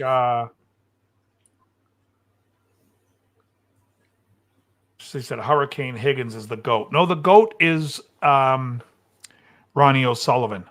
Every time he comes out, blink and you'll miss him. The Rocket, Ronnie O'Sullivan. Yeah, and I love watching Three Cushion too. Three Cushion's great. There's the French guy, Quadron. This guy, I mean, I'm watching him one day. I'm like, this guy doesn't miss. I'd be like, if I played Three Cushion and had to go against him, just give me the finger. If I had to go against him, I'd bring a book because you're never going to shoot. The guy's just shooting nonstop. Jeez. And yes, and Lucille Ball's bumper pool is also very big in Europe. No, I'm kidding. Lucille Ball's bumper pool. Remember those commercials? I don't remember a Lucille Ball's bumper pool. No. Yeah, they used to do commercials with Lucy doing bumper pool. Hold on. Let me see if I can find it on YouTube. Hold on. I can't believe you guys. No, was it called Pivot Pool? I remember Pendulum Pool. Do you remember Pendulum? Lucille, I think it's Pivot Pool. Well, there was also a pendulum pool because I had it. Had a little thing you'd hammer, you'd like swing to hit the balls on the little pool table. Oh, really? All right, watch this. Chat. Click that. Oh, fucking commercial long as piss. Click on that link in the chat. Can you see it or no? Yeah.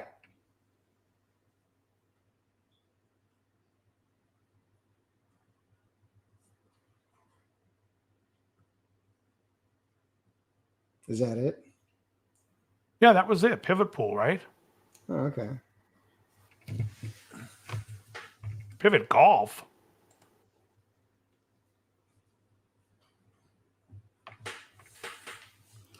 Well, and Lucille Ball was advertising this thing? Yeah. Oh, jeez. Times must have been hard for her. Oh, she mentions Pivot Pool. Now this is later. The Pivot Pool one was the one I remember. Mm. Yeah, Vita Vita Vegemin is a Vegemin. great episode. Great episode. It's got alcohol in it. Oh, you played on the European 9-ball tour, Hugh. That's awesome. Yeah, Steven, what's the Steven the guy that's also he's a legend in snooker. He lost against the magician Efren Bata Reyes. Remember the magician with Bill Bixby? Yeah. No, Hendry's the Scottish guy. This is Stephen. You know, he played what's the guy? Dennis, he played Dennis Taylor in the big to-do match was Dennis Taylor. No, not Hendry. Hendry is a Scottish guy. Stephen, he lost to Efren Reyes playing 9-ball. Steve Davis. Thank you, Hugh. Yes, Steve Davis. Yeah, exactly. You got it, Christy. Titch got it. Yeah, Steve Davis. He was great. Was he on the tour too that you played in, Hugh? Because he was a great player. I mean, he held his own to Efren Reyes, but Efren is just ridiculous. I mean, Efren's going to go down in history as probably Efren Reyes is the Michael Jordan of 9-ball, and straight pool, and pockets, one pocket. The guy is just stupid good. Oh, he was playing snooker still then, yeah, because he was good at 9-ball. He was good, but yeah, you got to see these guys, Matt. It's fucking snooker's great to watch because to me it's like 3 hours. What network are you watching it on? Oh, I watch it on YouTube. I just look up snooker and you'll see full matches, everything. Okay, since everyone's here that knows these, because we got some European people here. What was the what's the other young guy, Mark something I like him, Judd Trump, and Ronnie O'Sullivan, but his name is Mark something. He always gets he's usually, I want to say it begins with an S. Mark.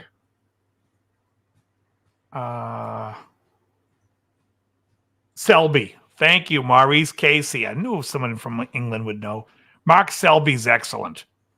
He's another one that's great. But yeah.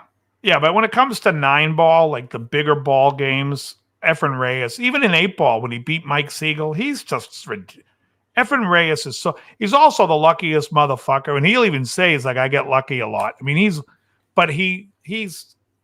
knows the angle. So he's always, if he overhits it, he knows it could come around and go. I mean, he's just good. I love Efren Reyes. But yeah, if you get a chance, watch some snooker because it's long. I'm missing what this says. Hold on. I have to move it. What does that say? Watching a dude play horror video games. Well, the horror video games is funny because the guy is snidely about it. He's like, it's like watching Snidely Whiplash play a game because he's always mocking the game, how it's not scary. But Mark Williams, yeah.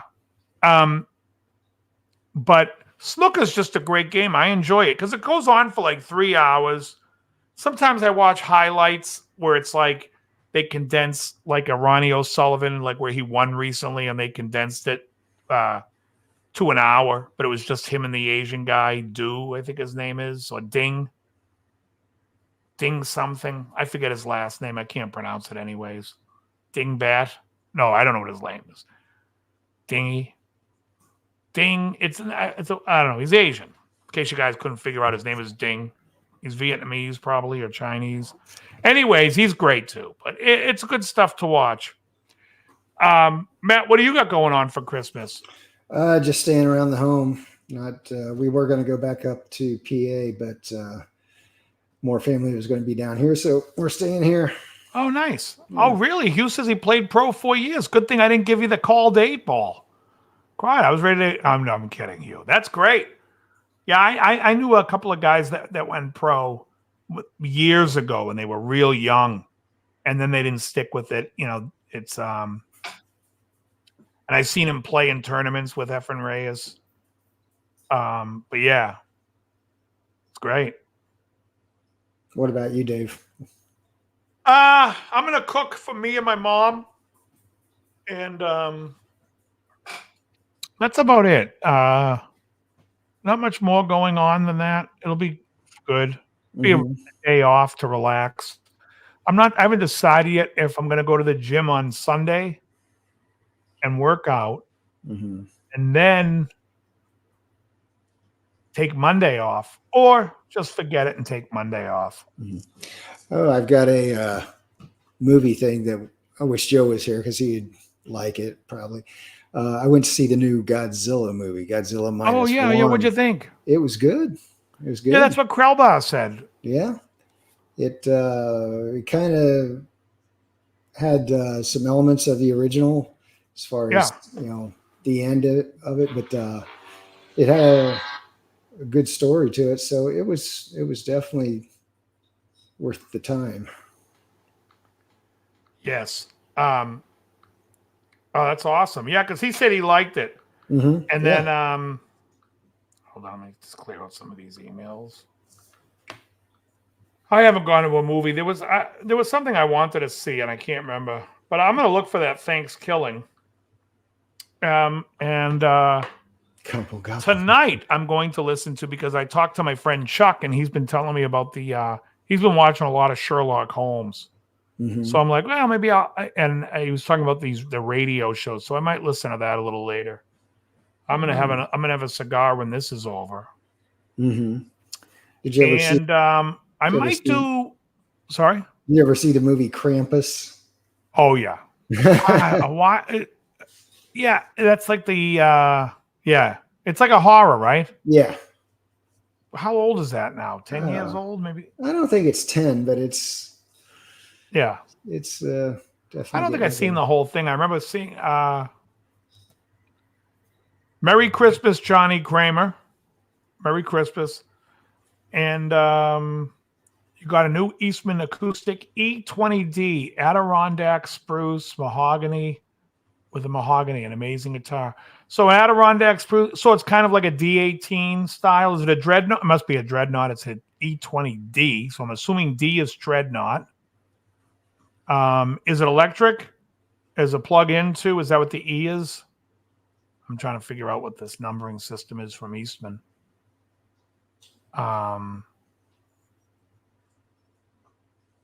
Yeah.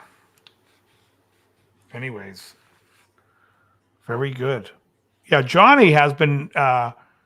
Johnny had a show the other night. He's just going on and on about, really into the Delphi killings. Dread, yeah, no electrics. Okay. And I'm saying the oldest jokes I could think of in the chat. He's not even batting an eye. I'm What's like, happened to Jukebox Jimmy, man? I haven't seen him in a while. oh, he's been doing a podcast with a friend of his. So he said he's going to try to make it once a month. I said, yeah, whatever. Okay. But Johnny was talking about some like guy who's like a suspect in a crime, and his girlfriend is this big fat girl. So I'm like, how fat was she? Of course, you can't really hear that I'm doing the how fat was she as like it's Match Game. Uh-huh. And then I was like, she's so fat, her blood type is gravy. It's fucking gold. Nothing. I get nothing. I said her first boyfriend was so black, every time he got out of his car, the oil light went on. Dead silence. Nothing. Oh, shit. Yeah. Unbelievable. Hey, Anyways. I got a split. Yeah, we're done. All right, everyone. Hey, listen, have a great holiday. Matt, take care. You too, bro. I'll let you fly so you can go, and I'll do my long goodbye. Everyone, I want to say have a Merry Christmas. I want to thank everyone that helped me get to 25K subs. Thank you for that. And okay. I didn't. You kind of glossed over it, so I didn't think it was. Meanwhile, I was writing it, going, man, that's funny. That's a classic jokes. What's her blood type? Her blood type is Rocky Road. Yeah, I mean, she was a big girl. She was a big girl. Two guys broke into her apartment. She yelled rape. They said no. That's an old. Thanks. Thank you much. And again, have a Merry Christmas. And Sundays, not this Sunday, but maybe starting the Sunday after, I'm going to do a pipe talk with Eddie Gray from the Pipe Nook. And exactly the Catskills. Try the veal cutlet. It's good. Try the fruit cup. And so Eddie Gray and I are going to do like a Sunday morning pipe where we're smoking pipes and just talking. I got to cut back on. I can't do 3 cigars a day constantly at this pace because it's costing a fortune. So I'm going to cut down to 2 cigars and a pipe every now and then when I definitely want to have more. But other than that, let me see what else do I got here. Where's my ending? Okay, I found it. All right, everyone, be well. Again, have a happy, healthy, and safe one. And as always, very good.